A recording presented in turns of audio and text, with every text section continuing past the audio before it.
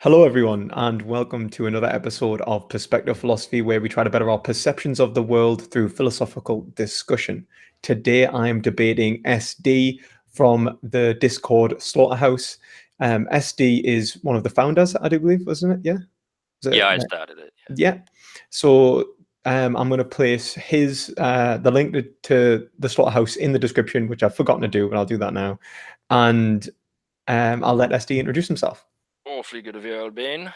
Yeah, I'm SD. I'm nobody special. I'm not famous. I've been interested in the veganism debate for about 2 years, and I'm going to be arguing the position that a vegan lifestyle or diet, however you prefer to put it, is not morally superior to a non-vegan one. That's fair. That's fair. I think obviously we'll get into the whys and like everything in 2 seconds. I think what we would like to say is that we're not talking about veganism and vegans as people. So we're not saying that vegans are morally superior. We're not saying that non-vegans are morally inferior. What we're saying is that vegan actions and non-vegan actions, the consequences and the deliberations, the intentions, in other words, involved around these moral judgments are what we're taking into consideration here. So if you're someone that's watching and you're like, well, vegans aren't morally superior, we're not talking about whether, if you're a vegan, but you're also, like a neo-Nazi who goes and beats up people in his spare time. No, that doesn't make you morally superior. Like there are obviously other modulating factors beyond veganism involved with behavior. You can be a vegan rapist essentially.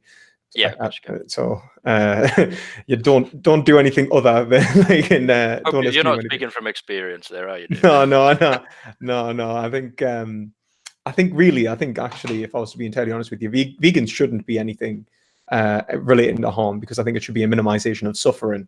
And I think if they really are doing acts like hurting other humans, it seems to me to be an actual contradiction.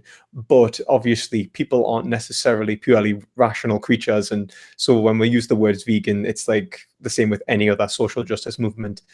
Feminists, I would even argue, in contemporary society, deviate from their definition almost inherently with the way that the actual group functions. So, there is definitely room to play with when we talk about these things. But no, I do think that, veganism doesn't make you morally superior, but I think a vegan action is morally superior to a non-vegan action. Sure. Yeah, that's fine. It's important that people understand that difference anyway, actually.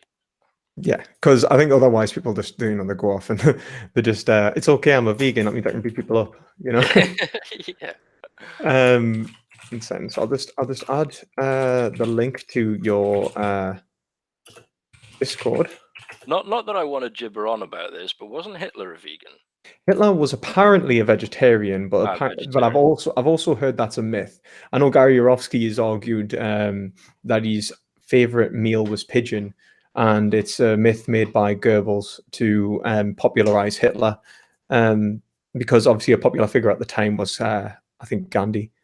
So I think, I mean, it does sound like propaganda, if I'm honest, but then I have no empirical evidence, so I wouldn't like to necessarily, like, historical evidence involved with that. So I wouldn't like to necessarily say he was or he wasn't, but I don't see any real, it wouldn't make a difference anyway. No, I was taking the piss, but I mean, I Yeah. wasn't sure if it was actually true or not either. It's just one of those things I've heard. Yeah, well, I mean, you do get. I have heard of like people being vegetarians and vegans who have been awful people, but then they say that I've also heard that like on the opposite side, I've heard like Einstein was vegetarian. I heard like Nikola Tesla was like a vegan vegetarian, things like that. Oh, right, okay, yeah, I don't know. Yeah, I mean, obviously it doesn't matter. Like, I'm not saying like you start eating a vegan diet and suddenly you're creating the theory of relativity. Yeah, you're a genius overnight. But anyway, let's jump into it. So, are vegan actions morally superior to non-vegan actions? So my argument comes from a moral subjective, not a moral subjectivist point, sorry, Oops. moral, a moral objectivist point, where I would say that there is a definitive right and wrong within the world in which we can use as a measure, and by that standard, we can judge an action as either being good or bad, one being better than the next, and we would do that based upon the narratives of good and bad, and these are constructions linguistically within our society. These are conceptions of right. Now, the conceptions of right, I would argue, are built up linguistically of the phenomenological experience of all those within a language community, and um, they are rational progressions upon concepts that we've had to be given inductively. So language itself is inductive. We'll have to agree that what makes the word rock apply to a rock is simply induction itself, and the concept of rock is a construction. But its application to be applied to reality is not. So we would say that if the concept doesn't properly fit the the justification given to its induction in the first place, so those values that make it what it is, then we negate that value and seek objectivity and replace it with a new value. This is deductive reasoning, and it's something we see in scientific fields. And this is why this is why Hegel calls it the science of right. And I would say that this is the standard in which we judge behaviors. These are linguistic standards, but as grammatical occurrences, they are metaphysical objects of our experience and therefore independent upon any subjective interference. I can't manipulate them simply by willing it. And these are constructions of reason itself. Yeah, so I think that hopefully explains why I would argue that one action would be able to be considered better than another because it would be objectively considered to cause more damage in a moral sense. The only thing that I think needs to be explained in this regard is what is of moral consideration, so moral properties.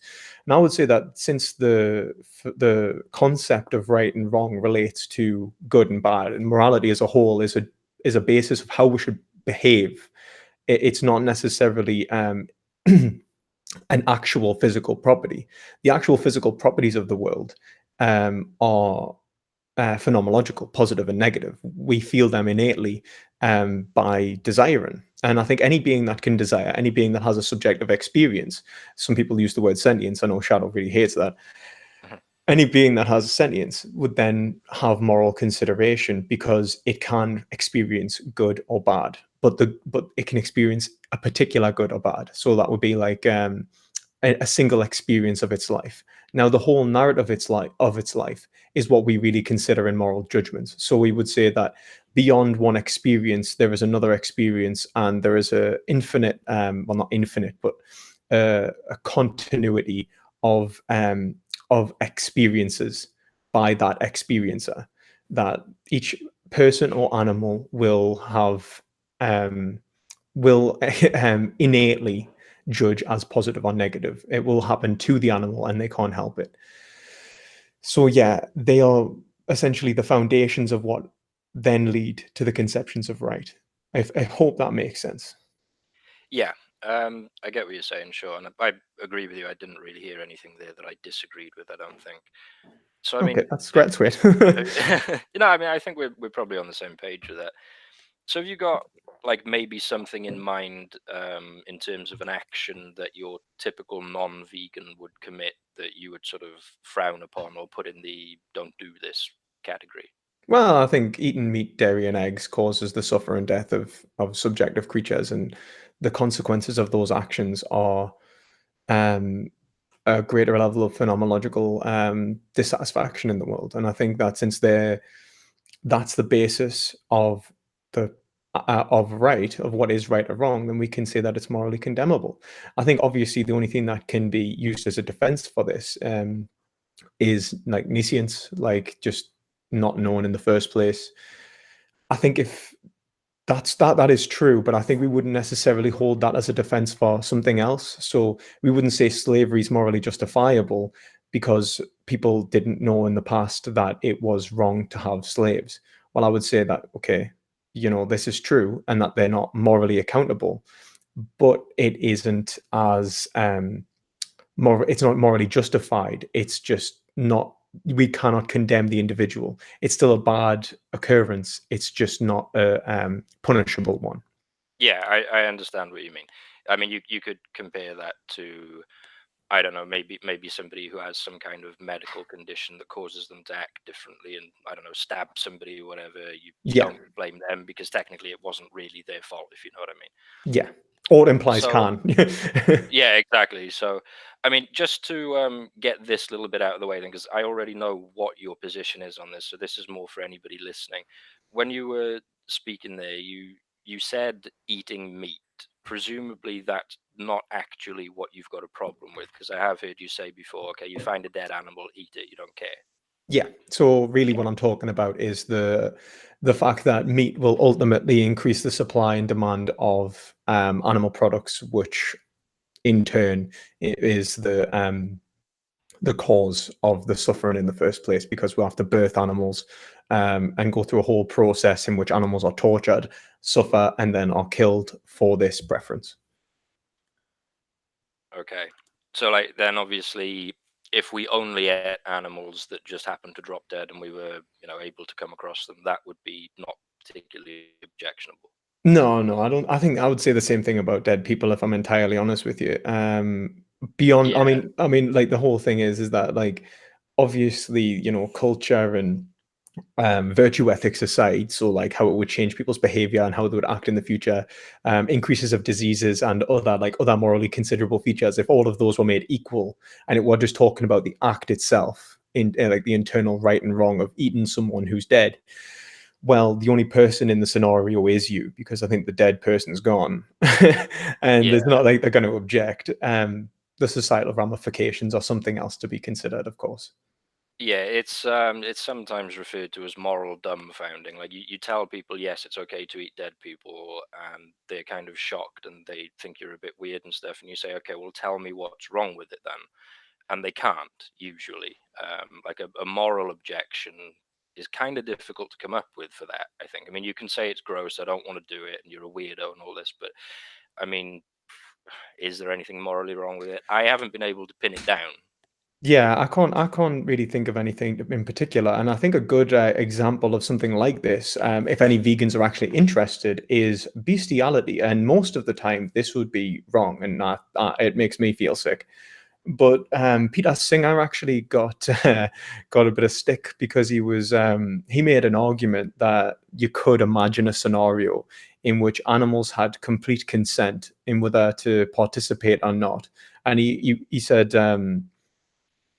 He created this scenario where it would be essentially like a consensual action between an animal and a human, which would be almost impossible to like create. He's like, you can imagine it. Hmm. And he said, there's nothing necessarily wrong there. What's wrong is when they start breaching the subjectivity of the animal in the first place, when you start harming the animal. That's when the morality of it comes in.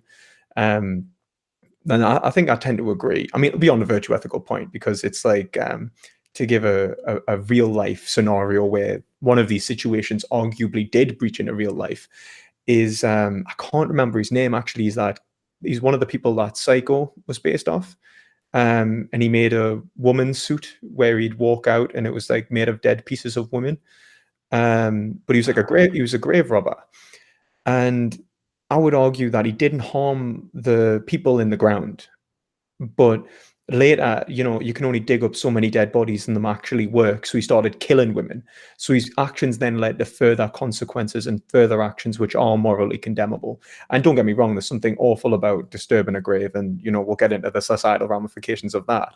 But my point is that clearly what actions do change the way we'll behave within the future. So I understand that these things aren't morally isolated, but in moral discussion, sometimes we talk about them as if they were. Yeah, yeah, like the grave robbing kind of thing. It hits our sensibilities, I guess, more than like societal norms, that kind of thing. So I mean, back to like focusing more on veganism specifically. Then I mean, if we were to maybe go through a couple of things that perhaps compare your lifestyle to mine, just to see what we're both doing with regards our actions when it comes to, well, mostly feeding yourself, I guess, because I understand there's other things to veganism besides feeding yourself, but Yeah. I think it's a big chunk of it, right, is what you eat. Oh yeah, I mean, like you eat a lot more than you buy. You buy a lot more food than you buy like fashion items and stuff like that. Anyway, Yeah. I guess the only reason that, I mean, the only thing you could say maybe is like leather. I think is another big one. Sure. Yeah, I agree. Like I say, I mean, there's more to it than just food, but Yeah, and actually cruelty-free products. I suppose you could also say, like, for example, like if you go to the bathroom, you're washing your hands every day, and you're doing all this, then you're going to increase, obviously, animal testing and vivisection and stuff like that. yeah, I mean, I don't want to push it that far because I think you're kind of not on the golf course anymore. Then you're off in the weeds somewhere. But that's just how I feel about it. I know those arguments they have got a place and stuff, but it's not how I like to do things really. Yeah, that's fair enough. Obviously, I think I'm happy to just talk about food anyway. Yeah, I mean, I mean, we talk about other things too, but so food. I mean, I guess that you sort of follow what I might call a standard vegan diet. I mean, would that be right? Yeah, I mean, it depends on what you mean by that, but a bit of junk food, bit of whole food vegan, somewhere in between, you know. Yeah, I mean, I'm not really interested in the nutrition side of it or the All health right, cool, health of it very much. good, good. It's not my thing, to be honest with you. I'm not even competent to discuss that. So I mean, you get your food presumably then by supermarkets, going shopping and buying it and all the rest of Yeah, it. yeah, for the most part. Okay. Um, I don't, for the most part. I mean, there are things that I buy, but it's mostly because I can't produce them myself, and I'm talking about things like that just won't grow in this country. Right. Okay, The that's fair. fruits Like, and whatnot. yeah. So, I mean, I could do without them, obviously, but we have to have some kind of pleasure in life, I suppose. So I buy those, pineapples, oranges, whatever, because we can't grow them. But other than that, I reckon about 98 to 99% self-sufficient. That's pretty cool. It's pretty cool. Something that I would be very interested in doing myself one day. Like, if I'm honest, it's something I really Mm. consider as freedom more than anything. Yeah, I was gonna ask. I mean, like, do you grow anything yourself, or Well, I haven't got a garden. yeah? I haven't got any space to grow anything. I have tried like in my mom's place before, but me and my partner are hoping eventually about getting some land. But we're hoping to build a tiny house. So we're thinking like we'll minimize on space for a home and try and maximize on space for cultivation. Good plan. Good plan. Yeah, the reason I was bringing that up is because obviously I'm not vegan. I'm sure you know that. And I would argue that if being your lifestyle being how you just described, like you're buying your food in the supermarket and stuff, I would argue quite strongly that my lifestyle actually is responsible for the less deaths of animals than yours. Well, where do you get your meat? Myself, I procure it myself. I hunt. Right. So well, here's the issue. Like, there's an issue there. Let's just say, if we all hunted, would we be able to sustain ourselves? I think that's one thing that we need to bring up, because I don't think we'd be able to do it. I don't think the habitats that sustain these animals could sustain mass hunting to this degree. So to hold people to this standard on a universal level, I don't think is fair. Because I think the standard is unachievable. Because if we did try and reach the standard, then it collapses into an implausible scenario. Um, Yeah, I've heard that objection a couple of times, and my usual response is that um, you don't have to sort of extend that argument to everybody on the planet. I think you could just apply it to the vegans because it's their lifestyle that is predicated on not killing animals, whereas mine isn't. no, I see what you're saying, but I think the issue is one, there's intention being considered, and intentions do matter. I mean, I think because, like, if you look at it like this, like if you're actively going to kill animals, then you're going to kill an X amount of animals per year. There's no real room for moral improvement unless you start trying to minimize the amount of animals you kill for your diet. And in which case, I think that you can do that through veganism by adopting a plant-based lifestyle and then trying to procure farming methods which minimize the suffering and death of creatures. And that's something that I would actively advocate. I would say that we should procure farming methods that minimize the deaths of various creatures. Um, Will Yeah, deaths I was. occur? Well, yeah. I mean, to be entirely honest with you, I think that I mean, I don't know what the statistics of hunting accidents are, but if we look at it like this, like, both are unintentional acts in which happen due to either negligence, which would be unfortunate and something that needs to be resolved, or just mistake by accident. Sorry, but just Um, just before you go, what do you mean by hunting accidents? What have you got in well, mind? like people, shooting and killing themselves, and Oh, things, okay. killing their children, blowing their Right. arms off. Yeah, yeah, You yeah, know, yeah. um, I can uh, actually get you stats on that if you want. yeah, I'm happy to have a look at them. But Yeah. I guess the point of what I'm really arguing there is that even if we were doing these things en masse, are we really doing any better? Because there is no room for moral improvement there anyway. Because I think as well, veganism's not something descriptive. I don't think a vegan only wants to live a vegan life. I think I want to convince you to be vegan. I want to convince everyone to be vegan. And once I've convinced the world to be vegan, not just me, obviously, of course, I'm not that arrogant. But once the world's vegan, the idea is that suffering will drop to a greater extent than it is in our contemporary society through animal agriculture. And since hunting itself is not a sustainable resource for mass populations, then I would say that to hold that as the highest standard is not necessarily the case. I mean, one, I don't necessarily see it as causing less deaths. I mean, let's like, how many animals would you say that you had to kill a month?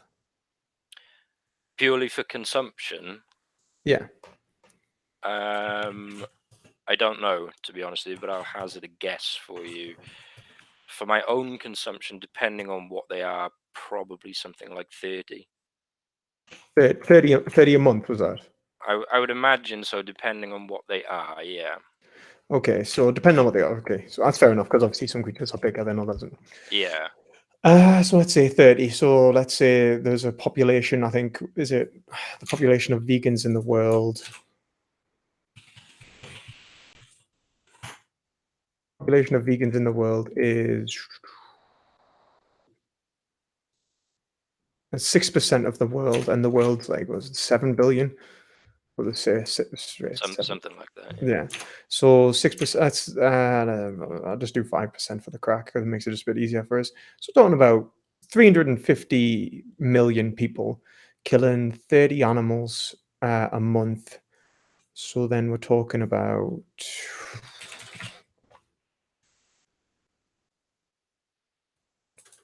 Sorry, I'm just getting the calculator out. I'm not good at maths like this. No, I'm not either. That's why I didn't have a number ready for you. Did I say 350 million? Yeah. Yeah, I did, right.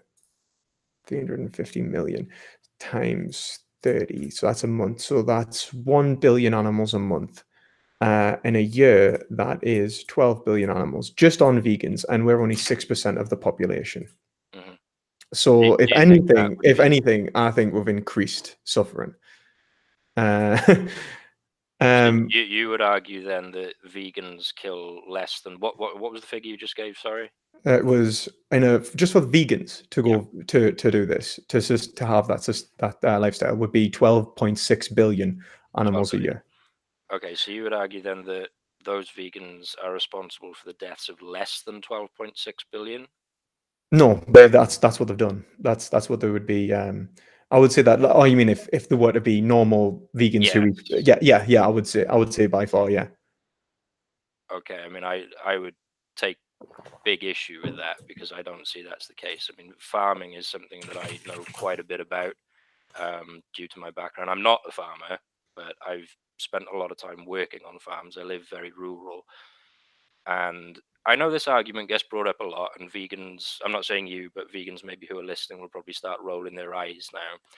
But the amount of collateral damage that industrial crop farming causes is huge. Yeah. It's there's a lot of unnecessary. There's thousands of a year at least of animals from various farms. Yeah, I think I was it's reading like. more than thousands. Do you know? Do you have any statistics on it? I don't have a statistic, but I can tell you something that should give you a bit of a better idea. I also operate in pest control, and we can talk about how you feel about that in a minute or something. But with regards pest control for crop protection, the amount of animals that I kill in a year runs into thousands, and that's just me. So Yeah, and it's that going to would be that more be than a few thousand. would that was that including like was that mammals or was that just insects or what we're talking there? bulk of that number is going to be made up of birds, primarily pigeons, also crows, but we tend not to eat crows, but pigeons lots. I mean, I think not that I'm bragging about this or that it's something to be proud of or whatever, but I think my record in one afternoon of shooting over crops is 204 pigeons. That's just me, one afternoon. I mean, I would argue that we need to not do that. I mean, I imagine there's, I would say like the only reason that we should ever take a life is if it's the absolute last resort. So I would say that there's no reason for this pest control in the first place, at least not justifiably. I think it's probably more economic. I'm happy to say that we should. Well, I wouldn't even say that it needs to increase the price. I would just say that we can also we could subsidize crops the way that we subsidize animal agriculture, but also that a lot of corporations take an unnecessary amount of profit, and the way that our consumerist society works is through the exploitation of the worker and the consumer, and that's something that we should tackle as well. I Um, think it would necessarily increase the price because it would reduce the yield. And if you have a reduction in yield, then you're gonna have that's gonna end up in like I a agree. It would consumer. probably increase the price. I mean, but the price, it's who takes the losses. That's the problem, I think, with our society. We assume that the consumer should take the losses straight up, just to the face. Like, oh, the prices went up. Well, then you've got to pay more. Well, that would be fair if the profit margins were fair in the first place. Like, am I paying a just price to begin with? And I think that's a question for economics. It's not something I'd really get into, but at least I Yeah, do me, think me there is a, neither. Yeah, me neither. I mean, economics isn't my thing anyway. But I mean, I would definitely argue that pest control does need to be done in the interests of protecting crops. I think it's going to be very difficult to argue against that. And I have, not that you are obliged to follow along with this at all, but I have had vegans concede that yes, okay, pest control, it does need to be done. Oh yeah, yeah. I think there probably does need to be, at least to some degree. Like for example, I think most people really would look at the use of um, what's it called, pesticides, typically to kill Hmm. insects. Locusts and stuff can just wipe out crops if we're really like if we're talking about like mass scale of like insect populations, and if we are artificially producing their food, well, their populations are going to increase, and then it's going to be difficult. I mean, things like permaculture and stuff help, from what I'm aware, and like you can like different farming methods increase yields and stuff like that. And that's something that we could look into. But yeah, I think it's probably going to be necessary. But again, it's all implies can in this regard. Now with hunting, I think that one, like the animals that you are hunting in the first place, they're always going to be the casualties in this regard. There's no way to minimize them. I think as well, it's not something that's sustainable for the whole population, so it can't be held as a moral standard to apply. And I think even as vegans, like we're not people who wish to maintain a steady vegan population of 6%.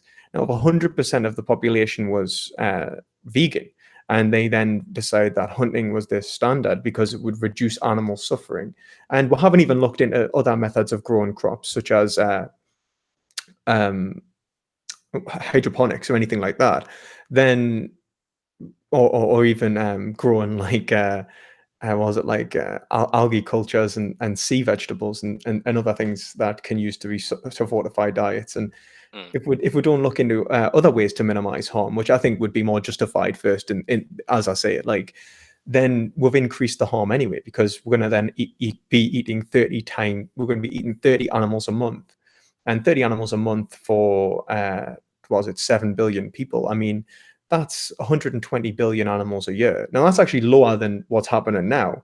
And I'm happy to say that, like, if it could be done, it is still better than animal agriculture. I'll have no qualms with that. That hunting is better than animal agriculture, to do with how much suffering is actually produced in the world. right. That being said, I don't think it's a golden standard, and I think it's not something that should be seen as a standard that we should all adopt. I think even as a I think if we look at it, like, could we all go out and hunt all the time? Could we even live these lifestyles? Is this something achievable by the average everyday person? And all it implies can, as we've said. So the whole point of the thought experiment, I don't think is applicable to the population, and that's what I really care about. I don't want to care about, let's say, the few people who maybe could live a more sustainable lifestyle. I want to talk about whether one action is better than the other in the grand scheme of like how we would judge actions. There might be moral outliers, like arguably, you could argue a cannibal produces like a cannibal who would produce less harm, but by eating people every so often and doing the same scenario as eating an animal, free range humans and all that. But I don't think it's something that I would say was justified. Not only because the intention, it changes the dynamic in which we live, and then will affect how obviously we'll live our lives in the future. But I think the actions are actually innately require suffering. Um, yeah, and I think that if we're in that scenario, then we're going to constantly propagate suffering and have no way to minimize it. Um, I think I was gonna make a point about not just about how whether we could do it, like, let's say, for example, would vegans be right in doing it until a certain percentage of our is then unsustainable and then it can't be done, and would that be justified? So even as a temporary measure, um, but I don't think it would be, because I think you act as you mean to go on, and I think if we accept that our lives are going to cause a certain amount of suffering, that's fair enough. I think we have to, like, industrial accidents, for example.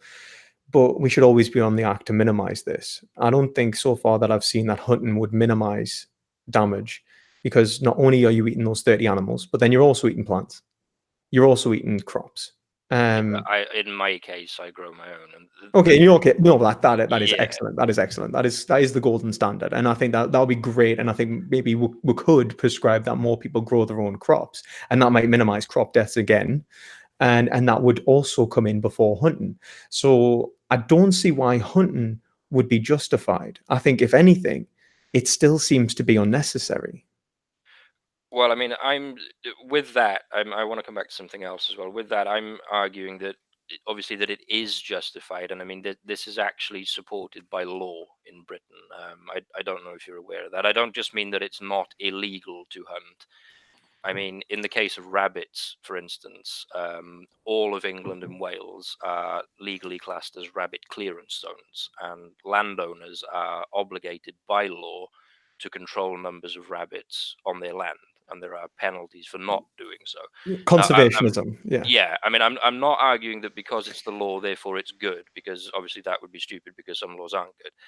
But it does reflect the scale of the problem, and that the reason I'm pushing on that one is to kind of send it to you that this is a genuine problem, and we're not just making it up because we want to go out and shoot rabbits in the head. Like there Oh is a yeah, legit reason for doing it. I understand, but I think that we should be taking a lot more of the burden than the rabbits are. I mean, if you look at it, for example, rabbits didn't come to Britain until William the Conqueror brought them over to hunt. Um, then, when obviously they became native to Britain, they bred massively, and now we have a hell of a lot of rabbits. Mm. Unfortunately, that's that's a problem that we need to deal with, and it's going to cause habitat collapse if we don't deal with it. So that would cause suffering and death to animals, and even starvation for the rabbits themselves. So then you can argue that you're not actually hurting the rabbits because it's an inevitable consequence of their overbreeding. I think there's an argument there to be said, but I do think that we're bypassing other means of population control and going straight to what is the most convenient and cheapest method of population control. We don't ever consider any method of sterilization. We don't ever consider methods of capture and yeah, like TSI. capture and yeah, and I don't think we don't necessarily I don't think we're necessarily take an active role in the environment to create even create a habitat that would be more sustainable for rabbits, or even more sustainable for rabbits predators, which would draw their numbers down naturally, and so we didn't have to involve ourselves. And there's other methods of population control, I think, that aren't being considered in the first place. So The trouble with TSR schemes is they don't really work on herbivorous animals. You can do it with canines, like you can do it with foxes,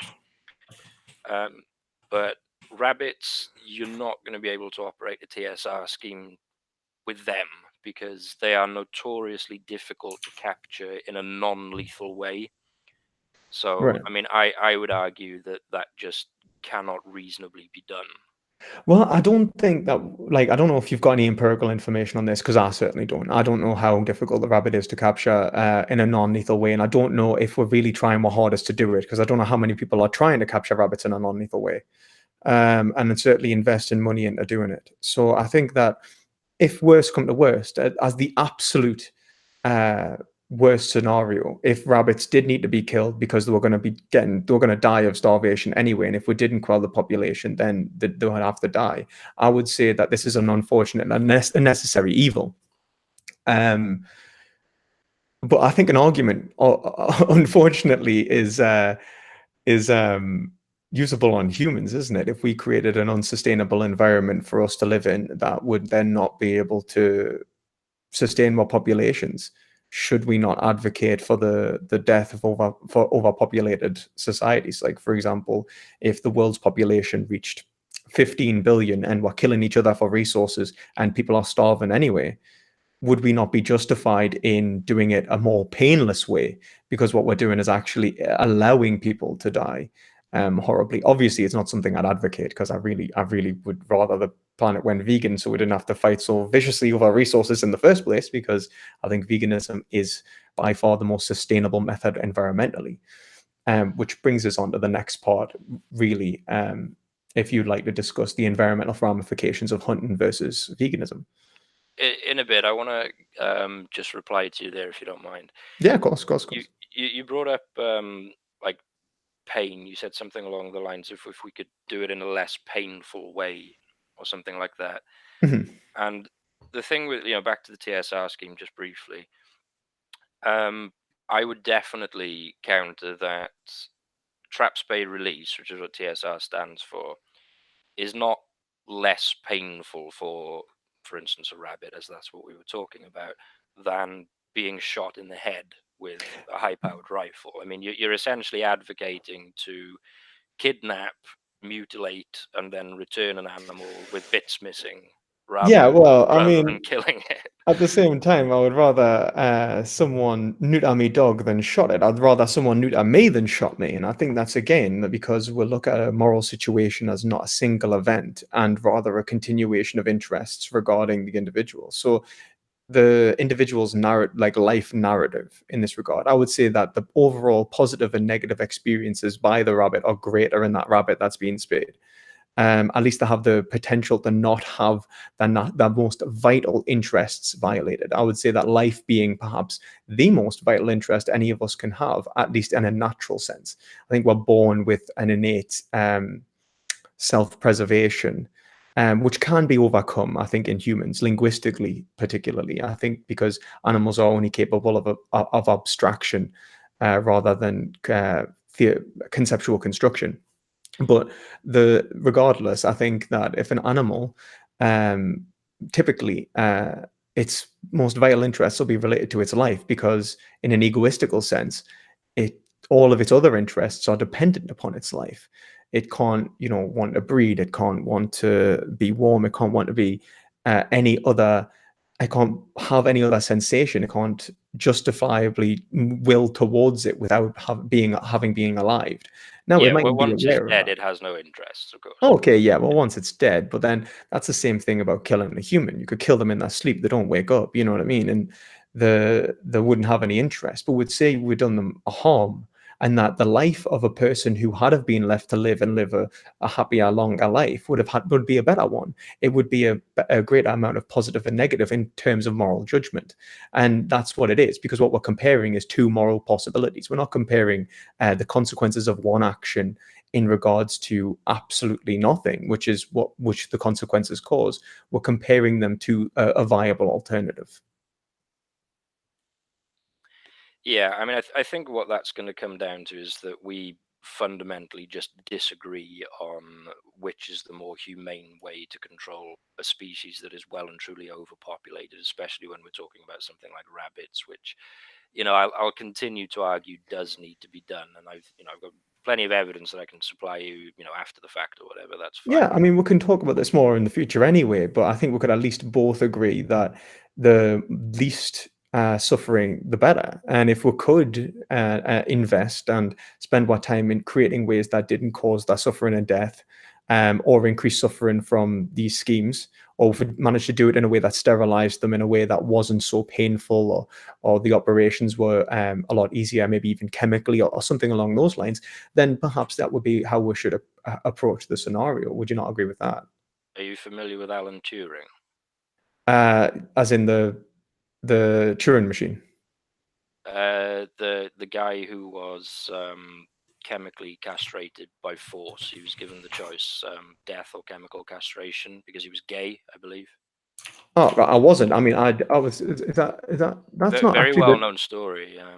You see, when you say Alan Turing, I just instantly think of the Turing machine, the mathematician, and It was him. is it him? Really? Oh, really? I'm Was it? Oh, that's pretty sure. awful. That's Yeah, yeah, awful. Yeah. yeah. So I mean, like I don't want to get overly gruesome or anything, or bore you with this, but when you shoot, for instance, a rabbit in the head with an appropriate implement, in my case, rifle, um, I would argue that there is no suffering, none, not even a nanosecond. It is instant lights out. I So mean, I think that is by that's definition less suffering than a TSR scheme. well, no, because I mean, like what we're talking about again is the life narrative of a creature. It's not just negative; it's positive and negative. Can they go on to express their interests? And their most vital interest they do not want violated in any given moment is that self-preservation. Now, just because they're not aware of this violation doesn't make it okay. It's like, for example, if someone came into my house and raped me in my sleep, and for whatever reason I was incapable. Let's say I was given a date rape drug. It doesn't make it okay because um, there's something wrong about that violation to begin with. Because the the this is placed in a scenario in which we're judging the moral possibilities of it happening and it not happening, both viable alternatives. We're not placed in a scenario in which it's just the pragmatic consequences of this happening and not. I mean, don't get me wrong, the suffering mightn't be any greater if I discover it, and the possibility of us discovering it increases suffering and potential suffering. And we could always talk about what if you miss, what if you do the X to the animal, and then suffering's increased, and the animals also scared because other animals are hearing gunshots, and all of this. We could talk about the greater scheme of things, but I mean, if we just focus on whether that obviously instance is causing more suffering, well, of course it's not. It's also not causing. It can't cause pleasure either. It's the negation of the subjective, But that's not what we'll place moral judgment into. We don't place it into a single moment. We'll place it into a temporal understanding of judgment, where we say, well, the rabbit would much prefer to be alive if it was given any form of choice. Obviously, it can't make the choice, but we're the arbitrators, we're the judges, and we're saying by the animal's nature, what are the interests of the animal based upon on what it is. And that's why I would say that the animal being alive would be better than the animal not being alive, because we create through our judgment these metaphysical alternatives. Okay. I want to just stay on this for a minute, if you're game for it. Yeah. So, a rabbit in the wild, right? Obviously, it's not going to live forever. We all understand that. The overwhelmingly, how can I word this? The way that it is most commonly going to come to its end is, in the UK in any case, is if either a fox or a bird of prey essentially eats it alive. Now, I would argue that being shot in the head is preferable to being eaten alive, and Yeah. I would apply that to myself as Of well. course, the fox and the bird are also going to then eat other rabbits. It's not like they're not going to. I mean, unless you're talking about bringing their populations down. No, no, I wasn't on a. I didn't mean from a give the foxes something to eat thing. I was talking about it from the rabbit's perspective, Oh no, no, as much as I can put myself into that perspective. but what I'm saying is that if we're judging it from the rabbit's perspective, okay, for that rabbit it might have worked out better. Let's say that it was the alternative; they were going to be eaten by that fox or the weren't. Now, I would say that word first. This is an unjust equivocation because what we're saying is that the rabbit was definitely going to get eaten by the fox, and it very well might have got eaten by the fox, but later, and time is a resource in this. We would usually say that a greater expression of goodness is over a longer lifespan. We would say that the happier life, the better life, is the one which experienced a positive phenomenological experience for longer. Um, yeah, I would say that then the rabbit, which was given the opportunity to express its interest over a longer period, had a happier life. But regardless, let's say it didn't. Let's say it was going to get eaten by a fox at that exact moment anyway. Yeah, that rabbit probably suffered less. We've actually done it a service. But then that fox is going to go and eat another rabbit. Like, it's not that you've actually prevented harm because that harm's still going to occur. You've just increased harm because there's going to be now more rabbits. Two rabbits have had to die. And in fact, I mean, if you look at it, the fox population is nowhere near large enough to even quell rabbit populations, as we just said. So what we're finding is that we're perpetuating harm, we're increasing harm, and if I didn't actually follow what you said there. Can you do it again? Where did the second rabbit come from? Maybe I missed a bit. well, because if there was the fox isn't going to then just starve to death and choose to starve, is it? No, no, of course not. No. No, no. So it's just going to go and find another rabbit. So like if you haven't prevented that rabbit from being, you've prevented that one rabbit from being eaten by a fox, but you haven't prevented a rabbit being eaten by a fox. The consequences of the fox eating rabbits, now that's still occurring regardless of your actions of shooting the rabbit. It's just that this rabbit didn't get eaten by a fox, but a rabbit did. Now, I would also say that you're also perpetuating harm because obviously the life of the rabbit hasn't been allowed to be continuated, and the expression of its interests have been violated. But the rabbits itself, like, you are now killing a far greater amount of rabbits than the foxes actually would have in the first place. So there is now further harm being produced because, and obviously, like, if we take it further on, then we can say there's hunting issues and things that can occur within the institution of hunting, which increases harm to both humans and animals. Yeah, sure. I mean, I think it might be taking it a little bit further than I was looking to go with it, but I understand that, but I mean, I feel like we can't just completely isolate. I mean, sometimes we do. Don't get me wrong. We'll have to talk about things in isolation. As I said, I did agree that in that case with the rabbit, if it was purely like the rabbit is going to get eaten by a fox or shot, choose to shoot it. It's like if you come across a rabbit that's being eaten alive and you've got a gun, shoot it in the head. Do it a favor. Same thing if you see someone being eaten by an alligator and there's no hope of survival, like for them surviving, and you can't do anything, do them a favor, shoot them in the head. You know what I mean? That's fair enough, but that's essentially euthanasia. And I don't think that's the scenario that's being proposed. What the scenario is being proposed really is the actual perpetuation of suffering through hunting. yeah, I'm kind of struggling to get my head around that. I might have to think about it a bit more after the fact or something, but I'm not really seeing how it perpetuates suffering. Because essentially there's not going to be now two rabbits are going to die rather than one. Like, that fox is still going to eat a rabbit, for example. There has not been a decrease in rabbits being eaten by foxes because the foxes are still going to have to eat. Now, if you then say, like, well, okay, the fox population will drop once the rabbit population drops. Well, it very well might. I mean, once obviously the rabbit population drops to a point in which foxes are incapable of hunting effectively. Um, but then we need to consider the fact that we're now letting, of course, foxes to starve and die. And now we're going to have to think about how we're going to deal with this. And we're suddenly shooting Yeah, foxes in the head. well, Like, yeah, we do that too, yeah. but we just tend not to eat them afterwards. But like, Why do you think that is? I'm not entirely sure with foxes actually. I've got several books that go into this, but I haven't picked them up for a while. I could find out why that is. I don't think they're toxic or anything like that. I just think it's something that we just don't do. Yeah, I think it seems to be Um, a social cultural sort of norms, and I think that's I something to be guess. considered within hunting. For example, look at slaughterhouse workers. How many are there? There's thousands, but slaughterhouse vacancies, there's tens of thousands in the UK alone because nobody wants to do the job. Nobody wants to kill animals.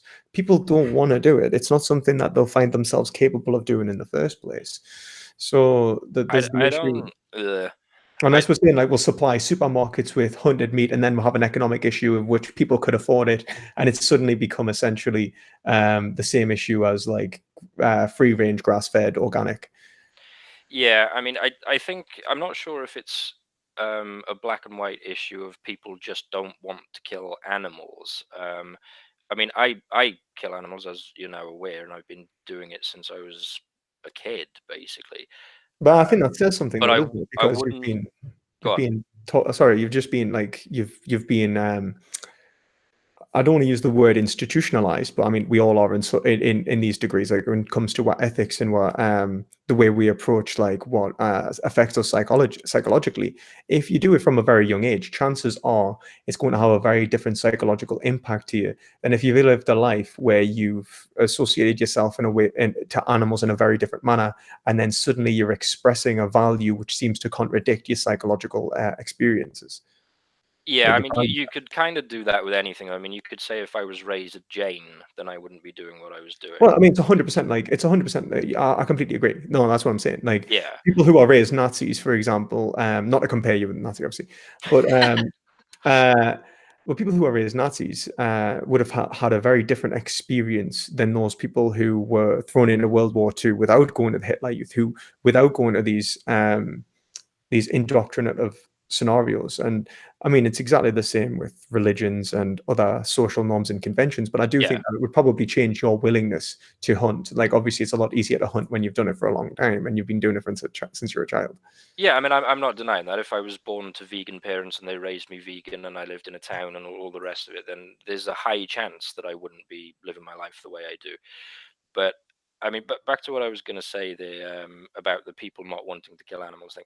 I think it's more of a thing that they just don't. Well, I can't even apply this to everybody, but they just don't want it to be done, to be doing it themselves in a certain way.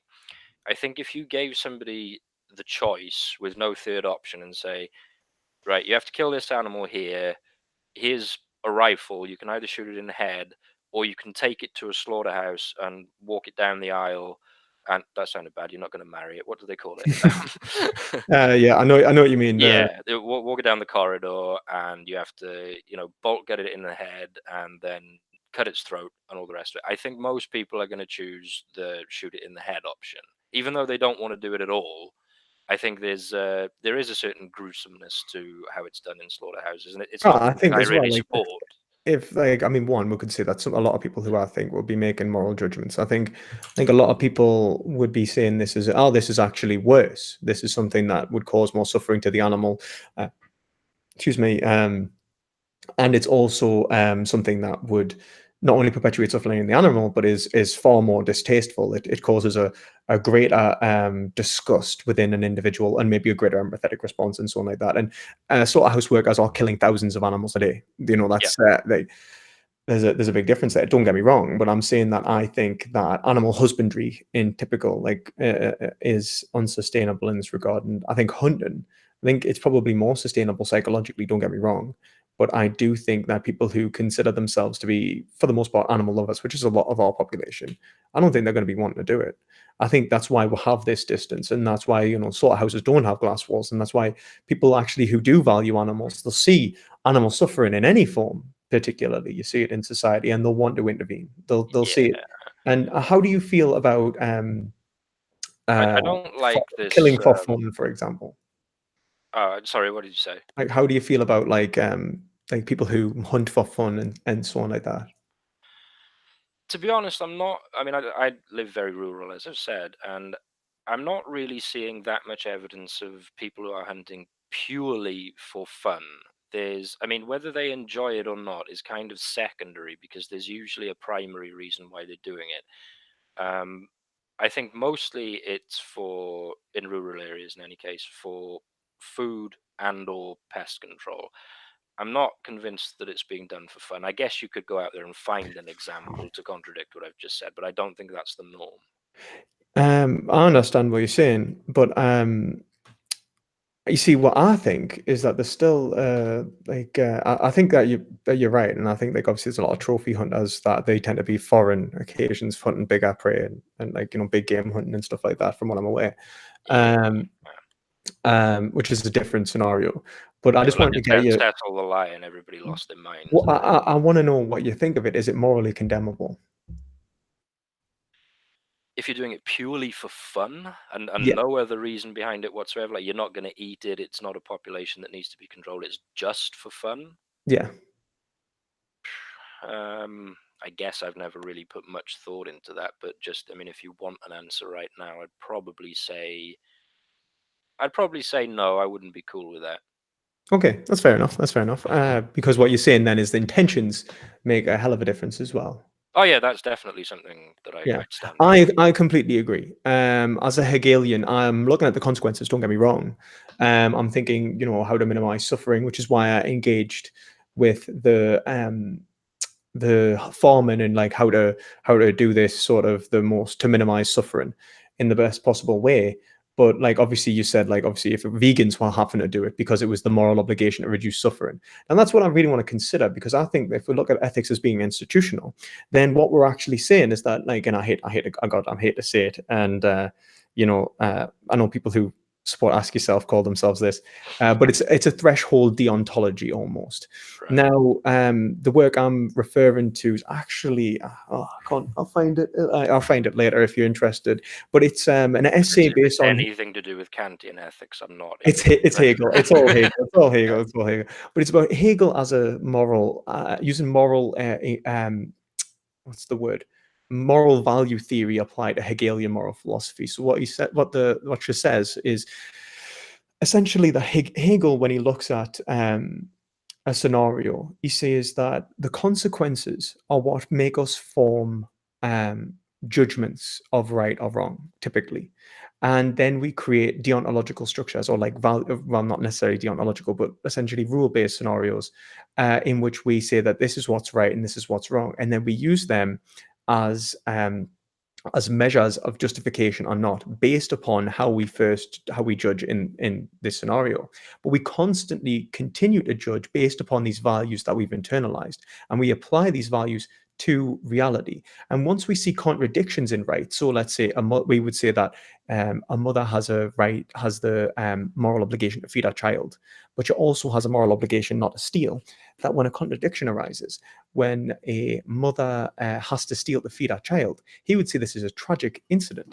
There's something going wrong that needs to be repaired within the institutional ethical format. And in which case, that is how right develops, because once these scenarios continue to happen, right develops into a more correctly, and we fix what he calls this confliction in the system of drives. So the fact that the woman had to steal and subjectivity was being denied within the objective stance. So what he says is that in the progression of history, we are seeing the development of self-consciousness, that the ethical expression of individuals, of subjectivity, of all people who are being subjectively considered in each scenario, becomes greater and greater. Now, that's something I think needs to be considered, because intentions are vitally important in that. So as people go vegan and they intend to be vegan, it's very different saying that, there was a vegan, for example, that hunted because it was an absolute necessity to minimize harm, is very different to a scenario that there was a big game hunter, or even a hunter who did it because he thought that eating meat was morally justified. So these are institutions of right. And I think that an institution of right eventually develops into new practices and new methods that create better consequences. And those again are then become the measure of how we institutionalize future ethics. So I think, would you agree with that? Would you say that, for example, there's a very big difference in how we use intentions? Because I think if we do, then I would like to say that I think hunting um, is not usually done for the best intentions, and that it's usually done to um, either because people think it's already justified, as in it is morally justifiable to kill animals. or they think that yeah, I think that's pretty much it. That they always think that. I think they usually think that. Yeah, I mean, it's in terms of is it justified just on a really simple level. I know, again, people are going to roll their eyes because I've done this quite a bit, but you're going to get things like, and I'd use it too. You're going to get things like food chain and circle of life and things like that. And I mean, as far as I can work out, having spent a lot of time, out there in nature, kind of a bit of a raw lifestyle, the food chain is a very real thing. And I think for a lot of people, especially maybe people who haven't put a hell of a lot of thought into this, that on its own serves as justification enough. I Yeah, mean, but what do I you think think that's about that? I think that's I mean, like, that's an appeal to nature for me. I think that it's not a justification. What you're saying is that because it happens in nature, then I think that is actually breaching the "ought is" gap right there. Uh, I think that what they're doing is they're saying because a scenario is is a certain way, then it ought to remain that way, or it is okay for it to remain that way, or we should propagate this way of living. And you can make ridiculous scenarios for this. So you could say, well, excuse me. Yeah, I mean, um, I'm familiar with the appeal to nature fallacy, which is why I try not to engage in it. So if ever it seems like I am, it's not my intention because it's always sitting there at the back of my mind. But so what did you mean by like the food chain and people using this as a justification then? yeah, well, I mean, I wasn't really referring to myself. I was, like I said, I'm referring mostly, I think, to people who maybe, if you approach your average non-vegan in the street, someone who hasn't not interested in the topic, maybe haven't thought about it, whatever, definitely not Yeah. getting into debates about it, and you ask them, well, how come you're not vegan? Why are you eating meat? I think one of the first responses you're going to get is something along the lines of either we're omnivores, which I know you've got your objections to, or it's part of the food chain. I Yeah. just think that's what you're going to hear. So it serves as a justification for your average Joe, is what I'm saying. But I think I mean, I think this shows a definite reason why I would say people should be vegan in this regard as well, because what we're doing is increasing awareness of of what ethical interactions in the world, so that people will go, "Oh, why are you vegan?" And then the reply would be because it's either the right thing to do, just straight up, in which case they might or might not have thought about it, or they will say they will evidence something because it is unjust to cause the suffering and death of animals. Yeah, I mean, like if you were to put that argument to me, I mean, I would just come back with the typical argument, which I know you've heard before, and we touched on it earlier, is well, the food on your plate has caused the suffering and death of countless animals as well. So why is it all right for you and not for me? You've got a double standard. And see, I would say that's not a double standard. It's intention. It's like it's all it implies can I have could I have minimized the damage? Now I'm unconvinced that your lifestyle particularly probably does cause less suffering and death than most people's because of your having grown your own crops. But then even in your regard, why couldn't you just grow plants? Why do you need to kill animals? Well, if you mean could I, physically survive by doing that, then I suppose the answer is Uh, yes, as far as I know. but regardless, Um, even living a happy, healthy lifestyle, I think you could. I don't see well, any I reason as to why you wouldn't be able to. well, I mean, I'd go back to the pest control and population control argument that we went through earlier, which we're obviously not going to But agree we're on talking this about one, right? smaller scale farming as well here. We're talking about something that changes the ball game. Yeah, I mean, what I tend to do when I get into these conversations is I come at it from an angle of can you sort of rip my position apart to a point where I should be vegan? I'm not all overly bothered about Kevin over there or Scott down the road or something. That's how I look at it, and that's why I wanted the debate to be titled what it is, because if the blanket question is a vegan lifestyle morally superior to a non-vegan lifestyle, to my mind all I need to do is show you that yours isn't morally superior to mine, and then your position is effectively cancelled. You see, what I would argue is that you don't have to show me that one instance of non-veganism is morally superior to an instance of veganism, because I think that then I could also make the opposite reply and say, well, actually, there's this instance of veganism that's morally superior to this instance of non-veganism. And what we're saying is that, okay, well, we're Where talking in, is that instance, though? I would say, look at, like, take your lifestyle. You just said that you could survive on, like, by eating just crops, by not killing animals, not killing 30 animals a year, or 30 animals a month. And that would reduce suffering. So why don't you do it? Why don't you live that lifestyle? Well, I think I physically could. I mean, like I said, I don't want to get into the whole B12 thing and all this because it kind of bores me You a can bit. you can also supplement it, and there's no, and you'd have to really show why You can, supplementation would yeah. be bad. Because I mean, like if we look at it, like B12 was in, well, water supply and it was in the dirt. But now we treat our water because, well, it will reduce the chances of like waterborne infection, Of course, and we wash our vegetables because we don't want other infectious diseases, and there's other things to be considered. So, I don't necessarily think B12 deficiency it's not more prevalent in vegans for one, and it's not something that can't be counteracted. I think, well, actually, it is more prevalent in vegans who do not supplement, but not in vegans who supplement, from what I'm aware.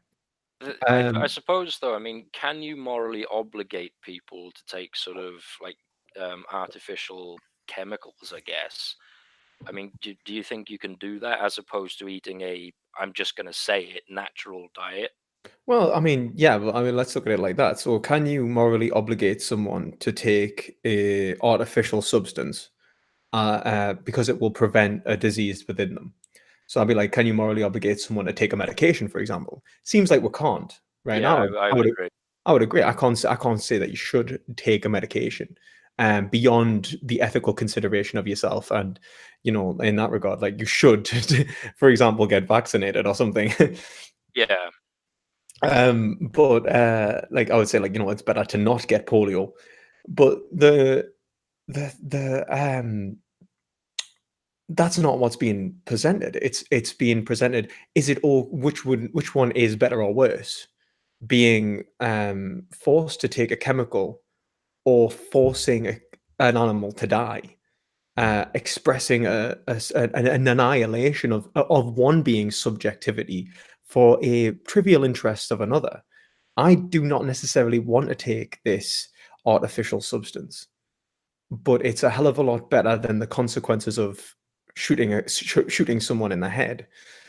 I I So would. that's what I would argue in that regard. But also, I would say that the what less clear cut is the what happens when you are eating these natural sources of B12. The consequences of eating animal products, from what I've seen, creates a massive increase of chronic disease.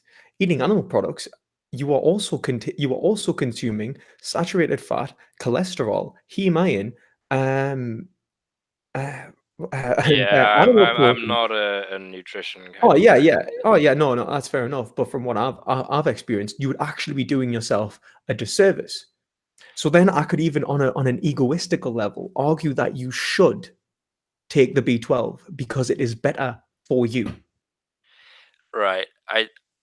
I'm not convinced on this whole eating meat, your head will fall off straight away thing that gets I don't people think so. that's necessarily No, what they I know. think. I'm being a bit silly, but even if I were convinced of that, it would have to be non-trivial, right, for it to stick with me.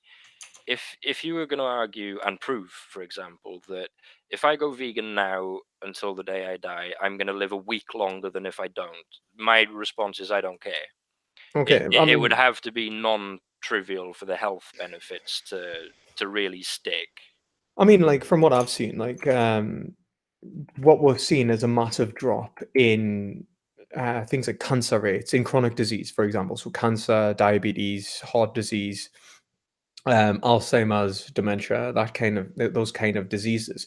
I mean, take Alzheimer's, dementia, and heart disease. They're related to or primarily caused by calcification of cholesterol in your bloodstream, which causes essentially the blood flow to be cut off from an area in your body, and that area starts to die. Mhm. In the case of dementia, it's your brain. In the case of a heart attack, it's your heart. And this obviously kills you, right? But it also is debilitating. Obviously, dementia comes with many years of suffering, especially for your family and the emotional consequences of you who are, essentially slowly being killed. And Sure. there's also heart diseases, and heart attacks supposed to be incredibly painful. I've never experienced one, and hopefully I won't. Fingers crossed. Yeah, Right. but at the same time, these come with consequences in themselves. So I would say that the it's not a small difference. We're talking about perhaps even up to 10 years of not being a debilitated, dependent individual versus someone who is capable of, self-sufficiency and not actually ongoing through this continued suffering. Yeah, I mean, what I'm not seeing, like, sort of in the real world kind of thing, is these, these diseases and stuff that you just mentioned, and heart conditions, whatever they were. I mean, obviously, Um, this is a whole food plant-based diet as well. So, I mean, there's different kinds of vegan diets. but There's yeah, of course, yes, certainly. But I'm not really seeing these being blamed on meat or animal product consumption by anyone other than vegans. Now, I know that there are some studies and stuff out there, and I have looked at them briefly. But I mean, I've been unfortunate enough to see a few death certificates in my life, and it never says on the bottom cause of death, death by sausage. It Well, just of it course doesn't not, but, say like, that. for example, like, let's look at, when they were telling people that, smoking was awful. There was a point in which they wouldn't even bother telling people to stop smoking because they just thought they weren't gonna do it. So what they do is they try and negate other lifestyle issues. You're assuming doctors are actually seeing this as something that's not normal. Normal cholesterol is considerably higher than what it should be ideally. We normalize what we would consider to be chronic disease. We live in a population in which normal is represents one third of our population being obese, and I mean, come on, we're talking about a sick population as a whole. I mean, we don't live good lifestyles. Okay, so I mean, are you suggesting then that it is widely known in sort of like the medical professions that meat is causing all of this, and they're just not telling us? I think that there's a lot of nutritional deficit in a lot of medical doctors. Unfortunately, I think they only get like 15 hours of nutritional information. But I think among people who take the time to look into nutritional studies and among medical professionals who do look into these studies, yeah, I mean, I think it's William C. Roberts, head of the American Cardiologist Society, who said there are two kinds of cardiologists: those who are vegan and those who have seen the data. There's Hmm. there's I mean, I think he wrote 15 textbooks on cardiology, and I think he's a cardiovascular surgeon. I mean, also you've got the American and British Dietetics Associations, which say that veganism is a healthy lifestyle through all ages of life. And I think the American Dietetics Associations even specify that it can be used to treat diseases. Take an industry that has the only industry I can really think of that really cares whether you live, and that's insurance. They want you to be as healthy and as like virulent as possible, so they don't have to pay money, and Sure. they recommend a whole food plant-based diet. The, Uh, the the thing with the ADA that you brought up there, this comes up a lot, and I actually I took the trouble, a couple of months ago, I think it was, to go to the site and really look into this, because it gets quoted exactly what you just quoted, which is that it's. I think I'm going to do this off the top of my head. I haven't got it on the screen. no, that's fine. That's fine. It's something like much the same as what you said. It's suitable for all stages of life, from pregnancy, from conception through to adulthood, or something like that. And this gets taken to be like an endorsement or a recommendation. And the thing is, if you actually look elsewhere on the ADA's website, it isn't an endorsement, because the diet that they actually do recommend contains meat.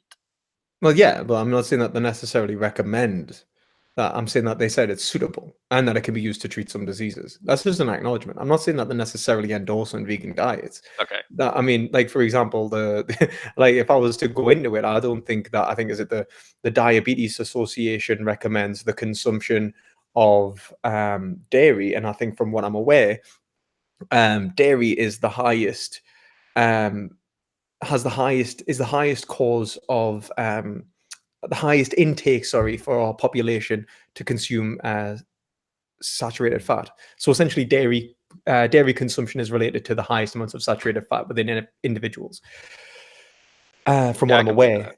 Yeah, and saturated fat breaks down into stearic acid, which paralyzes our beta producing insulin producing beta cells, and that leads to insulin resistance, which causes diabetes. So I mean, don't get me wrong, like I don't necessarily take it as, oh, like for face value. I think that what I'm just pointing out is that it can be done, and I would say that there's evidence out there, which I'm happy to obviously go into, that would say that it should be done for health. Yeah, okay. Even if that were the case, I'm not sold on the idea. But like I said earlier, I'll be honest and say I'm not really competent to discuss the health side of it. I So mean, that's fair enough. Obviously, like that's honestly fair enough. Anyway, yeah. I mean, like we I, don't all have to be nutritionists, you know. right, yeah, because I mean, if that's what it takes in order to convince yourself of veganism, it's I don't know if you'll get very far with many people because Yeah, they're not going to do that, right? I'm not gonna lie. Like, for example, like if like I drink, for example, like Yeah, I'm not exactly like sat here like trying to avoid diseases on every single occasion. I'm an no, ethical vegan, and I think most vegans are ethical. Like, if you look at it, like they're actually like you'll actually see that a lot of vegans are ethical to the point in which you'll see that calcium intake is far lower than it should be because they're not really looking after themselves. They're not eating the foods that they need to eat. For calcium, they're not taking an interest in their diet. It's the same with the standard American diet. They're eating absolute shit. They're not. yeah, Taking it into consideration. So I mean, like, I don't think that's where I think is the most primary, like another, yeah. important case. I just think that it's important to recognize that you can do it for us to have an obligation to do it. Well, yeah, I mean, this is something that I was going to ask because I mean, like, even if the health argument succeeded, which again, I'm by no means sold on, but I am open to it. Even if they succeeded, airtight, can you obligate somebody to give a rat's ass about their health? I don't think you can. I don't think you can. I don't think you. I mean, you can actually. I think you can tell someone that they should be obligated to care about their health in the regard like uh, good and bad exist as a metaphysical property, as a metaphysical property of your existence phenomenologically. So if you're seeking pain and seeking pain from, if depending on your communities, Yeah, but yeah. if you're seeking pleasure and you're avoiding pain, which is what everyone does by nature, then it's the order of X. You cannot help but seek the greatest pleasure and the least pain in that regard. And objectively, you will have a much better ratio of pleasure to pain if you seek certain pleasures over other pleasures and reduce certain pains over other pains. So, for example, if you start exercising, you'll actually find out you will be in a level of discomfort, but you'll actually be you'll be trading off, the discomfort of heart disease and death for 20 minutes of jogging, and modulated by endorphins and actually the benefits it creates for your whole system and stuff like that, of course. But the whole point is that it's an objective standard where we would say like caring for yourself is essentially the logical extension of what you already are doing. I don't have to convince you to value. I just have to convince you to value something which makes sense to be valued based upon what you are already doing. It's like, I think Aristotle even says it. It doesn't really matter where you start, because if you'll always have a starting place inductively. You're given it either by your society or you're given it by your nature. And I would say that at least through nature in that regard for your health, you will always, even in the wild, you would always have uh, an understanding of the betterment of one's physical I'm health. I'm not 100% sure I agree with that, and I like Aristotle, by the way, big fan. But I mean, how do you respond to, say, smokers or heavy drinkers or something like that then? Because I mean, they're quite I aware would that what they're definitely say doing is that. detrimental to their health, and yet they don't stop doing it. So, Oh, I think that I mean, definitely some do. being. I did, but I mean, don't get me wrong. I think that it's a bad thing. Like, I think it's a bad thing for them. Like, I think drinking, for example, I drink. I don't think that necessarily, just because I endorse the action, like as in I do it, doesn't mean I necessarily think it's a good thing for me to be doing. I think like moral perfection is a strength of will, And Ayn Rand says to be, ruthless with oneself. And that's the thing. It's ruthless with oneself. You've got to really try it. It takes a lot of willpower and habitual formation to do this, for it to become second nature in an Aristotelian sense. And once you reach that point, great. You know what I mean? You're that whole food, plant-based vegan who's running 3 miles a day or whatever, and that's excellent. You're in that situation where you're going to maximize your pain, pleasure to pain, excuse me, pleasure to pain ratio. And that's going to be great. But to do that isn't easy. Ethics isn't easy, like even on an egoistical level. Right. I mean, I'm not claiming that it is. I mean, I recently quit smoking. It's been about 3 weeks, and I smoked for 20 years. Right. So, Congratulations, well thank you. done. But I mean, isn't that not me? I mean, but isn't what you were just saying there a bit of a demonstration that people actually don't they're not obligated to care about their health? No, I Because think I I mean, think you're having a beer or whatever it is. I didn't see, and I'm not suggesting that having a beer is going to do you any harm, but it's probably more negative than positive when it comes to your health. Maybe, I mean, it might make you feel good or whatever. I don't know what the exact implications of one beer are going to be on your liver or whatever. But yeah, let's assume there's something negative about it, which I reckon there probably is. I mean, I drink too. Don't get me wrong. yeah. I mean, isn't that an admission then that your health isn't like right up there with what you're morally obligated to do because you're acting like not in accordance with that? I mean, we've got mental health to consider as well. I mean, we do consider that, like by creating a scenario in which you're ruthless with oneself, you could argue that you're incapable of actually reaching a state of positivity. Because I mean, if you're too ruthless with yourself, you're in a state of permanent agony. That's an argument that could be made. But I think, moreover, I think that the weakness in will doesn't show an obligation doesn't exist, because just because you're not being forcefully compelled to do it, it doesn't necessarily mean that you shouldn't do it. What it's just showing is that you have a choice, that it's volition, that it's not. It's not. I think Ayn Rand calls it instinctive or automatic, but it's an act of volition itself. You have to choose to endeavor intellectually into what you think is right or wrong in the first place. You have to choose to work out what is right or wrong in regards to oneself objectively before you even hit the practical level of application. So no, I wouldn't say that it shows that there isn't an obligation. I just think it shows that humans have at least some volition and freedom. Yeah, I wouldn't dispute that they have the freedom to to smoke or not smoke, for example. I just kind of feel like the fact that they're doing it when they're aware that they, I'm just going to say shouldn't to keep the language simple. I just think that kind of shows that there is no particular obligation to care about one's own health. I think you might be able to argue that you should care about others' health, like with passive smoking and stuff. I But don't. I I think if don't. you want to bust your lungs up and stuff, I don't see a moral obligation not to. I do. I think you're not considering yourself as a moral consequence, as something that will face moral consequences. And I think really you should treat yourself as you would treat other people. I mean, just as much as you should treat other people as you would treat yourself in that regard. And I think that self benevolence is the beginning of ethics. And I mean, a lot of my philosophy comes from this consideration of oneself. If you don't consider yourself, I would say you are treating yourself immorally. And but we're just capable of doing that. And I think a lot of the time, if you listen to what people do, it's not, I wouldn't call them condemnable for doing it. Like, I wouldn't say like you deserve, like, that you smoke, you deserve to be flogged. Like, but rather that by doing it, what they're showing is a lack of care for themselves, that they're willing to suffer, and that it may show like a psychological depreciation of value for oneself that needs to be tackled within society. That, for example, many of our workers, for example, take workers in the slaughterhouse industry, a lot of them become alcoholics and lose value in themselves as they lose value for other people, and they have psychological dissociations and stuff like that. And I think a lot of it comes from depression, because of one, the industrial strain of slaughterhouse workers. It's awful.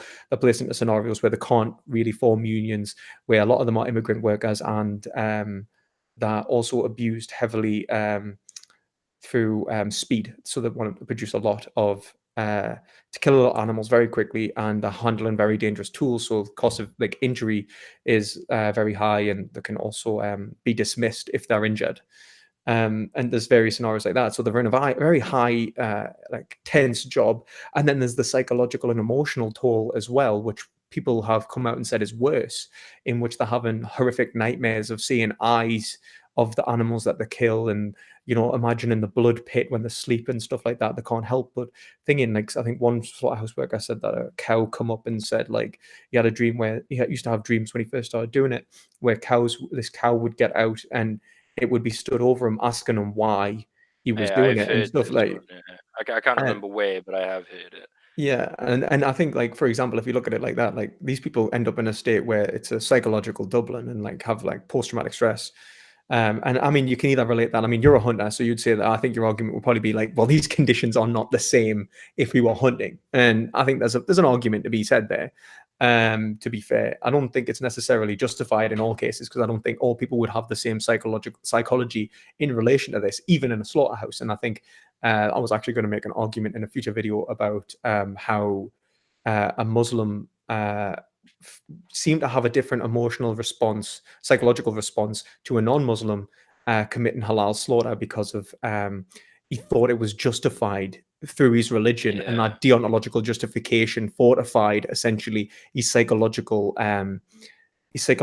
barriers, and his emotional stability wasn't placed in a scenario, even though we could definitely argue the consequences are worse. He thought doesn't it was that? okay. Yeah, I get you, but I mean, doesn't that just come down to saying, well, people are different though? Oh yeah, yeah, Because that's what I'm saying with mental yeah, health. With mental health, but I have the point of what I'm trying to make in this whole like monologue I've been going on, is that mental health is a varied concept, and how we treat ourselves. It reflects the moral consideration we do give ourselves. When we drink, we are morally depreciating ourselves, or we're appreciating a single moment to an unjust amount, where we will say that we will consider this moment and we'll just take the loss in the next one. It's okay. It's worth the hangover. You know what I mean? It's mm, worth the cirrhosis of the liver for an alcoholic. And we do this with drug addiction and stuff like that. So I mean, you got to remember, like, people aren't wholly rational, and that what we're doing is we're giving over to what we know that is wrong, and that happens all the time. People aren't necessarily innately good. You know what I mean? I think we just right. sometimes fail. Would you? Oh, sorry. I just have one more question, and then like, would you say then? Because I've heard this said before, not by you, obviously, but you see it a hell of a lot in the comment section, which will inevitably spiral into this video. That someone like myself, who isn't, well, I've just got to be honest about it, who isn't troubled by killing animals in the most responsible way that I can, is that a necessary implication that they have some kind of psychological disorder? Do you think? Sorry, say that again? So someone who isn't troubled by killing animals, someone like Right. myself, shooting a rabbit in the head, just to give a quick example, someone who's not like, losing sleep over that and having nightmares or trouble in any other way, would you say that necessarily means that they have some kind of psychological disorder? Because I mean, I've been referred to as a psychopath, or because I shoot rabbits. No, I wouldn't necessarily say that it relates innately to a psychological disorder. I think that, like, for example, your upbringing has caused you to form a psychology in which allows for you to see it as justified, and that fortifies your expression of ego. You're not being alienated from yourself in a Marxist term. The values that you're committing in the world are consistent, and so what you're doing is it's actually self-expression. You're not actually harming yourself when you commit this act. You're harming the animal. Don't get us wrong, and I think it's wrong. And I kind of want you to internalize that so that you'll change your behavior in the future. But the I would not say that it shows a mental illness. I mean, if you look at it like in forms of different mental illness, I think it's a psychiatrist called Lang basing it quite similar, based in schizophrenia, of something which is quite a Hegelian or Marxist concept of the alienation of the worker as Marx, but even the alienation of the slave is Hegel. What you're actually doing is, when you act within the world, you're objectifying the idea in your head. You're conforming the world to your own image. And once you do that, it becomes an objective reality from which you can witness and see yourself in. And once you see yourself in a certain way, once you look at the object, it actually looks back into you and it modifies how you understand yourself. And that's how Hegel argues that the slave can come to the realization that they have a self, even though they're being essentially totally blanked by the master, and they're being abused to that degree because they're doing work and see themselves in the work. Marx then continues that and says, well, actually, the alienation of the worker occurs because what we do is we see ourselves in our work, but then we don't gain the psychological satisfaction because either we're not being able to own the work, or the work's not actually ours and we're actually expressing somebody else's subjectivity through us. And that's what I would say is happening to the most of the slaughterhouse workers, for example.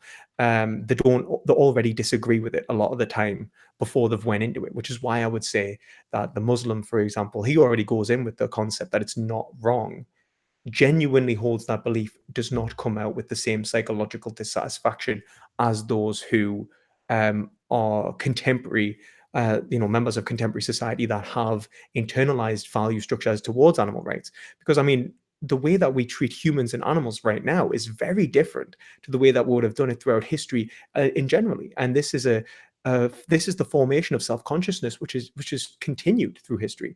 People 1,000 years ago would have thought absolutely nothing of slavery, and I would not call them psychopaths for having slaves. I would say that what they did was wrong, but they didn't have a mental illness.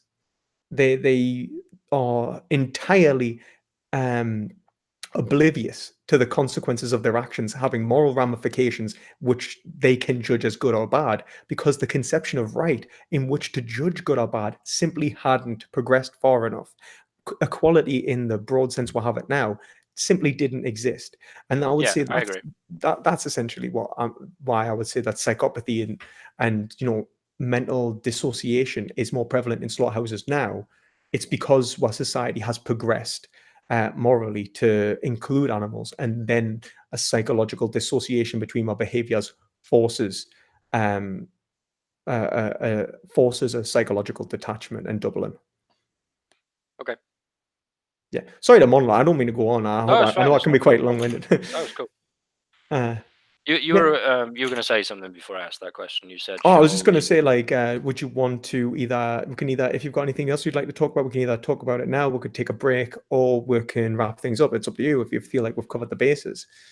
I don't mind. I mean, this is something that we could go on about for a long time, and I think if you're up for it, I'd definitely like to have a round two, because there's no way to cover everything in one session. 100%. So I'm sure it's the same for you. You probably have other things you want to bring up as well. So Oh yeah, yeah. I think you can't cover everything in these debates. I mean, like, if we're talking about like moral philosophy as a whole, I mean, I think I was talking to a few of the guys last night, and I was talking about like the phenomenology I was there. phenomenology of, oh yeah, you were there, yeah, the phenomenology of spirit, which is 750 pages long, and that's just one book by Hegel on like various various conceptions of mind and like the mental process of individuals and so on. Like that, 750 pages long, and I mean, this is an hour and a half. I don't think I would have got halfway through that book if I was just reading it out, No,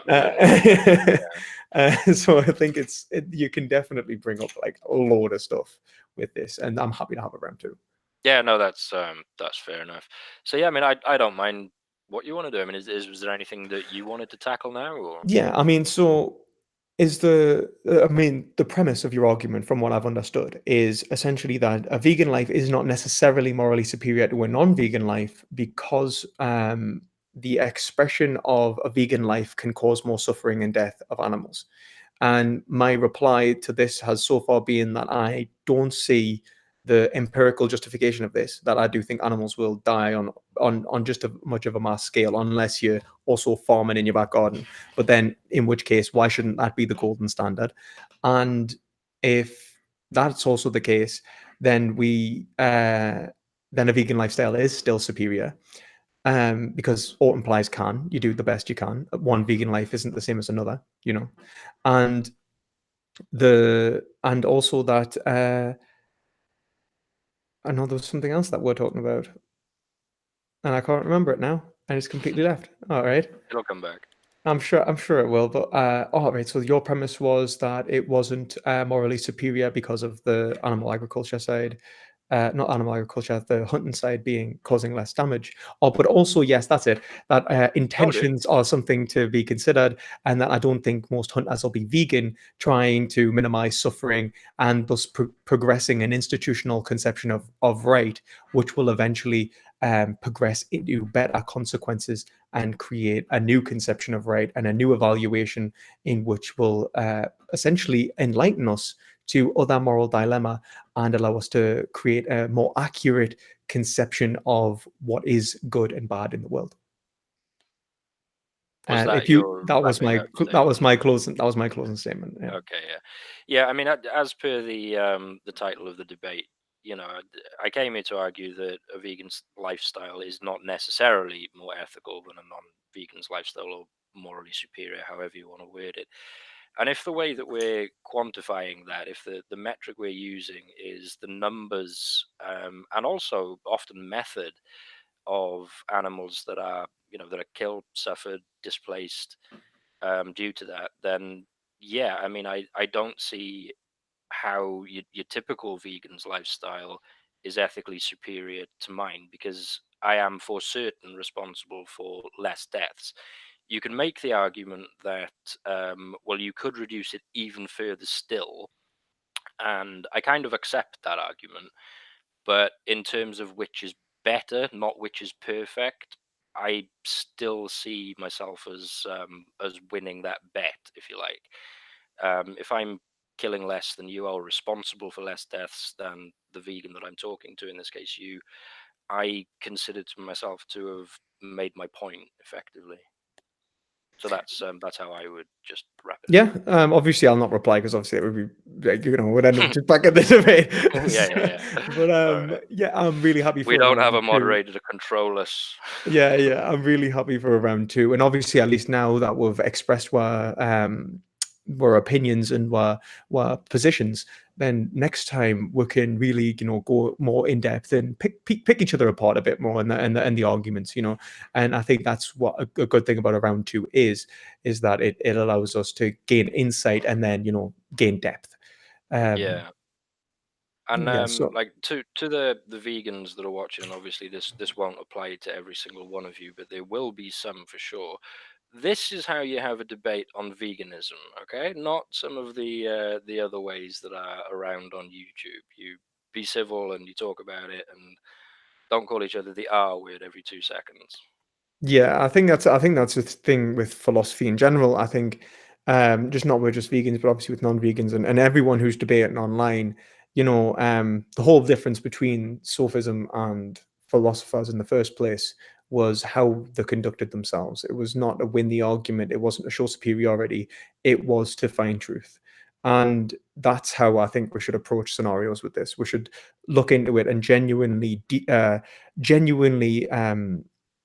steel man each other's arguments, almost see the opposition's arguments as powerful as they possibly can be, and argue in a way which gives full justification to what would be truth, so that when we actually learn and better ourselves from it, and rather than treating ourselves as a means to an end to gain some sort of intellectual victory. And if Mm. anyone's actually really interested in something like this, I think there's a guy called, I think, is he David Cohen or something? Essentially, he's got a TED Talks on why he likes to lose arguments. And he basically argues that winning an argument is sometimes the worst thing ever, because when we do win arguments, what we've done is we've gained no knowledge. And okay, so we've gained a little bit of social gratification. But the person who loses an argument has questioned themselves greatly and has also gained a whole different perspective on truth. They've gained a much greater amount of information and intellectual betterment from the argument anyway. So there's nothing wrong with losing. There's nothing wrong with being sincere. Just enter the argument with sincerity and courtesy, and you'll have a better time all around. Yeah, I'm a big fan of like giving a charitable interpretation to the person that I'm talking to. Anyway, I try to give the most charitable interpretation that I can, and I just think it works better that way. Did you put anything out there for questions? Are you taking questions? Because if there are any, I imagine they'll be for you, not me. You should be the one running this channel, not me. I'm just You're an you're better. experienced No, you're mod. better. That's all. Yeah, I mean, if anyone's got any questions, please leave them in the chat, and we'll get on to them now. Just to read some of the chat, actually, while we wait and see if anyone's got any questions. I will never use name the trait, although I do think of it in a very similar way. So, for example, Peter Singer, um, he kind of is the birth of name the trait in the first place, but he's not trying to get you to name the trait which justifies killing humans and killing animals, not humans, or whatever is a moral justification. What he's trying to get you to realize in the first instance, before you even get to the argument on veganism, is that suffering is the only considerable trait, and that's a very big difference when it comes to veganism. Wasn't it Porphyry, the Greek philosopher, that came up with name the trait first? I have absolutely no idea. I mean, Pretty sure my it's something knowledge. similar anyway. I'm not sure who that is, to be entirely honest with you. I mean, my knowledge of Greek philosophies, it's all right. I like to think of it as anyway, but it tends to be like Plato, Socrates, Aristotle. Hmm. The classics. Like, but who was that you said? Porphyry. Porphyry. I'll give it a look. I'll give it a look. I But think it was. I might be wrong. I'm not 100%. I yeah, think it was his, like, to start with, and he's oh, arguably older than Singer. yeah, maybe just. Well, I mean, like it's like Singer kind of stole it from Bentham anyway, and I mean it's a progression of the thought. Because Yeah. Bentham is like I love just reiterating this quote. What is it? What is it that should trace the insuperable line? Is it the faculty of reason, or perhaps the faculty of discourse? But a full-grown horse or dog is by far a more rational or communicable animal than an infant of a day, a week, or even a month old. And if it wasn't, what would it avail? It's the question is not can they reason, but nor can they talk, but can they suffer? And I think that's a really powerful statement, because he's saying, like, essentially, if they suffer, then it's of moral consideration, because what we really consider morally is, does something suffer? It relates to the conceptions, even in the Greek sense, is what is good or bad. And I imagine that name the trait in the ancient Greeks, I imagine they would have looked at it very differently as well, because they would have saw ethics as ethikos, and virtue changed the meaning of name the trait quite a bit. And I think that'll be something really fun to look into one day when I've got time. Yeah. I mean, I've got my own objections to name the trait, but we won't start Oh, another no, I know, I know. debate. That's not a debate. That's just an agreement, man. Like we can't. Yeah. Yeah. I know you're not a fan. I know. That's good. um, right. So I'll just see if there's any questions. I don't know if there is. Do we have many watching? I don't have it open in YouTube. There's 13 watching now, but there was 20, I think, for the most part. How are you going to respond to Magnus taking apart the vegan society definition? Isn't it impossible? Isn't it possible and practicable to live in the woods? Um, well, yeah, but I don't think you're morally obligated to live in the woods. Like what we're saying is, ought implies can. If you can do it, then you should do it. I think that's the part of the vegan society definition. But me and Magnus will definitely get into that. I think on Thursday. So if anyone's interested, me and Magnus are debating on Thursday. This one's to me again, but it might be for both of us. All of you was it all? Oh, that's just trolling. That. Damn it! Damn it. I don't think I can read that, but Oh, go on. We're all it's over it. I don't actually no, I don't think I can actually read it. I mean, it's written like the whole part. Shadow's written like a weird version of name the trait that I All can't right. Okay. that I can't actually like reiterate. But yeah, I mean, of course, The Shadow. vegan society definition, just on that, for just very, very quickly, that was something that I was gonna get into myself here, but it didn't come up. So I mean, depending on how your debate with Magnus goes, we will or won't discuss it later. Yeah. I mean, round two, man. I've still got to have round two as skeptical as well. And actually, as a broad thing to anyone else who wants to debate, have at thee. I'll take you all on. If you want to talk about veganism and ethics, moral objectivism, I'm happy to discuss this. Just inboxes either on YouTube, because I put out my link to add us on YouTube. You can email us, or you can maybe see if you can find us on Discord. Just to wrap things up, then I would like to thank SD for coming on. It's been a privilege talking to you, and thank you for your time. Pleasure's all mine, man. Thanks Yeah. for having me on. It was good. It went well, and I'll maybe you can ping me some of those resources that you were talking about. I don't expect you to remember what they were now because I don't, but I remember saying that I wanted to look into something that you said. So. I can't remember, but I'll go through the debate if and I'll see if I can find. But if you do remember, just message us and I'll send you whatever it was. Yeah. I'll see if I can remember. I'm not gonna lie, I can't think of it off the top of my head. To be honest with you, I can't. I just remember thinking I'd like to have a look at that, and I'll go through it as well and see if I can find the piece where it is. Right, yeah, that's cool. That's cool. I'll send it obviously whatever it is, and we'll sort that out later. And yeah, if there's anything else you need for round 2, just let us know. But anyway, I'd like to say thank you to the audience. We'll both really appreciate it. At least I think SD does. And yeah, definitely. I haven't read the comments yet. That might change, but no. But thank you all for watching, and have a nice day. And see you, see you later, SD. Bye.